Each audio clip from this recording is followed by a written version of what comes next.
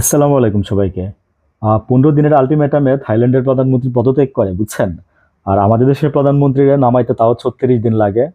হ্যাঁ, তাও মনে করেন যে আপনার কিভাবে নামাবে, মানে আল্লাহর রহমত ছাড়া আর কিছুই না। আমি এক বাক্যে যদি বুঝাইতে চাই, তো আমি এটাই বলতে চাচ্ছি যে এরকম নজির কিন্তু খালেদা জিয়া দেখাই গেছে। হ্যাঁ, কোন সালে জানেন? 2007, 6, 7 সালে, যখন যে লগি বৈঠা নিয়ে মনে করেন যে পুরো ঢাকা শহর অচল করে দিল হাসিনা। তখন আলটিমেটাম দেওয়া, মানে আলটিমেটামের মতো অনেকটা 14 দিন না 15 দিনের মাথায় সম্ভবত, আমার যদি ভুল না হয়, বা এর এর একটু কম সময় হতে পারে, 12 দিন 14 দিনের মতো হবে। তো এর মধ্যে কিন্তু খালেদা জিয়া, আমি এই জন্য ওনাকে বলি যে উনি একজন ভদ্র নেত্রী, বুঝছেন? তো দেশ যদি কাউকে পায় তাহলে একমাত্র ওনাকেই পাইছে। আসলে দেশ আর কোনো নেত্রীকে পায় নাই। ইদানিং একটা কথা উঠছে না যে ওনাকে যেন আপনার যে সম্মান সূচক, আমি বলবো যে এই কথাটা আমি আমি অ্যাড করতেছি, উনি যে ওনাকে যেন রাষ্ট্রপতি বানানো হয়, ঠিক আছে? নেক্সট রাষ্ট্রপতি যেন উনি হয়। আহ, নতুন দল যে আসবে তারা যেন ওনার হাত ধরে ক্ষমতা শপথ নেয়। ভালো থাকবেন। আসসালামু আলাইকুম।